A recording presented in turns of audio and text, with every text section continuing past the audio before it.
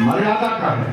तो सदन के अंदर मैंने इस बात को कहा कि हमारे अंशकालीन लोग बहुत मेहनत करते हैं और इस उद्देश्य की पूर्ति के लिए मैंने एक बहुत बड़ी वहां पर संकल्प लिया है और वो संकल्प का नाम है मिशन सच्चाई। मिशन सच्चाई। सच्चाई ये है कि आज आपको पैसा नहीं मिल रहा है और पुस्तक में लिखा है, एक एक नागरिक का उन्होंने हिसाब लिखा है। तो मैंने वहां घोषणा किया है, संकल्प लिया है कि मैं तब तक शांत नहीं बैठूंगा जब तक सच्चाई लाइव चल रहा है, इसको चलाते रहूंगा। और मुख्यमंत्री को मैंने कहा, सरकार को कहा हूं कि आपने जो लिखा है, आपने जो लिखा है वो आपको देना पड़ेगा। इस बात के लिए मैं घोषणा करता हूं और मैं आपको बताना चाहता हूं, इस बात के लिए मैंने संकल्प लिया है। मैं आपको विश्वास दिलाता हूं शर्मा जी, इसकी मैं तैयारी शुरू कर दिया हूं, इसकी तैयारी में शुरुआत कर दिया हूं और मैं इस देश के अंदर सच्चाई की बात करूंगा, किसी का विरोध नहीं करूंगा कि कोई सरकार में है मैं दल वाला। यहाँ दलगत नीति नहीं है, यहाँ देश का नीति को मैं ऊपर रखूंगा। देश हमारे लिए सर्वोपरि है, उसके बाद हमारे लिए दल सर्वोपरि होगा। मैं इस बात के लिए ध्यान रख के मैं इसका प्रक्रिया भी, आज मैंने दिल्ली में वरिष्ठ अधिवक्ताओं से बात किया, कानून के विशेषज्ञों से बात किया और मैंने इस बात को खंगाल लिया शर्मा जी कि अगर प्रति व्यक्ति आय लिखा है तो ये प्रति व्यक्ति का अधिकार है कि अपनी आय को वो प्राप्त करें। ये मैं सभी जगह से जानकारी प्राप्त कर चुका हूं, इसमें कोई बाधा नहीं बन सकती। अब इसके लिए मैंने एक रूपरेखा तैयार किया है, क्योंकि क्रूर से क्रूर शासक तब झुक जाता है जब जनता की शक्ति आगे आ जाता है। इसके लिए हमको जनमानस को भी तैयार करना पड़ेगा। मैं आप सबको बताना चाहता हूं, इसके लिए मैं प्रारंभ किया हूं कि एक एक घर में, शर्मा जी मैंने अभी बात किया, कोई में घर में आप चलो, अंशकालीन की चर्चा के पहले आप अपने घर में जाओ।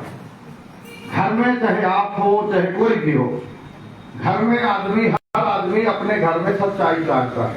कोई अपने घर में बेईमानी नहीं चाहता, सच्चाई चाहते हैं। तो मैं शुरुआत कर रहा हूं घर से कि हर घर में अगर सच्चाई चाहिए तो मिशन सच्चाई से जुड़िए।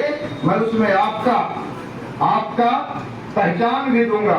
अगर कोई अपने घर में काम करेगा तो उसका पद होगा सच्चाई का साथी शर्मा के घर, सच्चाई का साथी उनके के घर।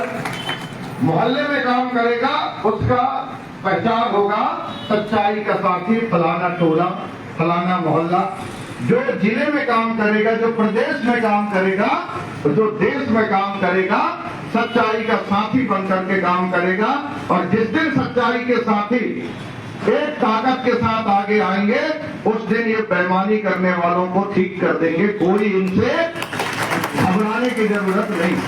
आज आप सब लोगों को अभी मुझे जानकारी मिला कि सितंबर से बजट नहीं आया, पैसा नहीं है। अभी मैंने ज्ञापन दिया था 58 करोड़ रुपए मजदूरी, मनरेगा का पैसा खून पसीना बहा के जो गरीब आदमी बच्चों को भूखा सुला के जाते हैं कि पैसा मिलेगा तो ले जाकर के बच्चों के लिए भोजन बनाएंगे, उनकी पैसा 4 महीना से मनरेगा का पैसा नहीं दिए। 4 महीने से मेरे ख्याल से मंडला में भी लगभग 62 से 68 करोड़ रुपए मनरेगा का पैसा 4 महीना से नहीं मिला है। एक मजदूर की दर्द हमें पता है। मजदूर जब मेहनत करता है और जब उसका शरीर थक जाता है तो उसके दिल में अपने बच्चों का याद आता है कि बच्चे मेरे भूखे हैं, तो थका हुआ शरीर भी काम करने लगता है, पसीना टपकता है, खून टपकता है, पर मजदूर रुकता नहीं है क्योंकि बच्चों का भूख दिखाई देता है। ये मजदूरों की हालात होती है, उनका पैसा रुकना ये सरासर अन्याय है। और इसमें मैं आपको विश्वास दिलाता हूं कि ये आज शर्मा जी मैं आपको हृदय से धन्यवाद देता हूँ। क्या बिल्कुल मैं डिंडोरी में उपस्थित रहूंगा।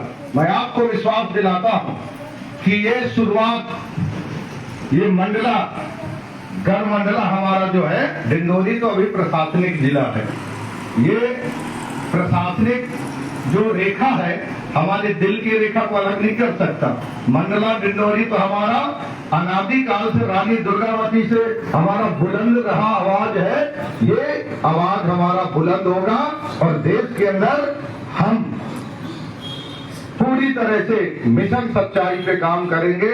मैं आप सबसे एक थोड़ा सा फीडबैक लेना चाहता हूं, क्योंकि व्यक्ति अपने आप में सोच ले तो उनसे जो अच्छा लगता है, पर लोगों को कैसा लगता है ये भी पूछना जरूरी होता है। मैं ये जो मिशन सच्चाई की घोषणा किया हूँ, ये ठीक है जी? अच्छा, उसमें जो मिशन सच्चाई में हम सच्चाई का साथी का जो नाम दिया हूँ, सच्चाई के साथी जो भी बनेंगे उसका पहचान होगा सच्चाई का साथी। तो ये भी ठीक है कि नहीं? तो सच्चाई के साथी, आज तो मैं आप सबसे कहना चाहूंगा, ये गैर राजनीतिक है। इसमें कोई दलगत दूर दूर तक कोई प्रभाव नहीं होगा।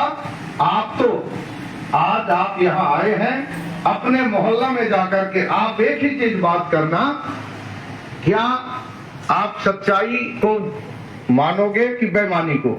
तो हर आदमी सच्चाई को मानेगा। तो आइए सच्चाई का साथी बनिए। इस देश के अंदर सबसे बड़ा आवाज होगा न्याय के लिए, वो होगा सच्चाई का साथी का आवाज। क्योंकि आज हमारे गरीब लोग मेहनत करने के बाद अगर उनको जीवन जीने का अवसर नहीं मिल पाएगा तो इससे बड़ा प्रलय कहाँ होगा? कठिनाई है।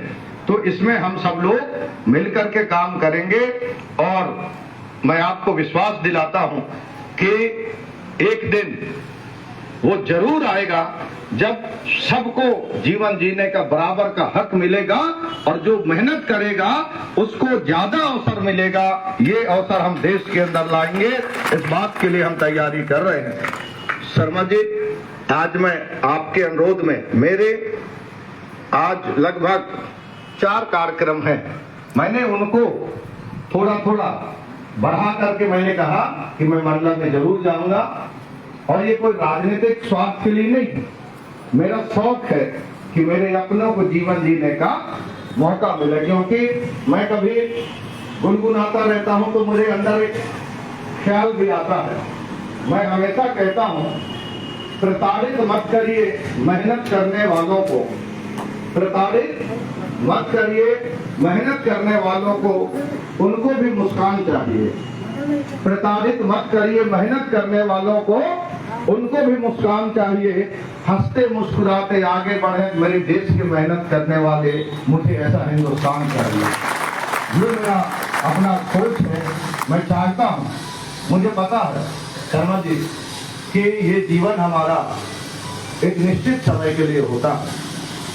हम अपने जीवन तो जी रहे हैं, पर लोगों का अगर कष्ट है तो एक मनुष्य का जीवन कैसे अच्छा होगा ये पता नहीं। इस समय कुछ ऐसे लोग हैं कि इधर कराह रहे हैं, उधर कराह रहे हैं, गरीब चिल्ला रहे हैं, मजदूर परेशान हैं, यातनाओं से दर्दों से कराह रहे हैं, पर लोग खुशहाल, उन्हें कोई समझने की फुर्सत नहीं मिलता।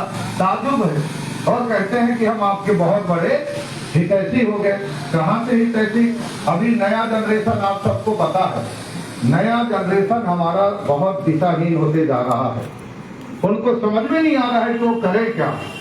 एक चीज उनके लिए परोस दिया गया है जिसमें स्लो पॉइजन है, राजश्री गुटखा, गांव गांव की ठिलिया में बेचते हैं ताकि सोचने समझने की शक्ति खत्म हो जाए। दूसरी बात, मोबाइल में भिन्न भिन्न प्रकार की, जिसका कोई लेना देना नहीं, सिर्फ झगड़ा बढ़ाने के अलावा कोई काम नहीं रहता।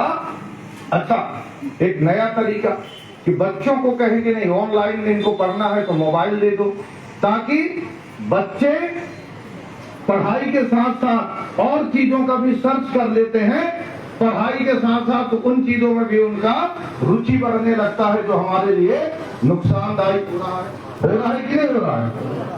अब बताओ, अगर वो हमारे आने वाला भविष्य ही खतरे में है तो हमारा बहुत बड़ी चुनौती है कि नहीं है। एक आदमी राजश्री गुटखा बनाता है, करोड़ों परिवार उससे बर्बाद हो गए।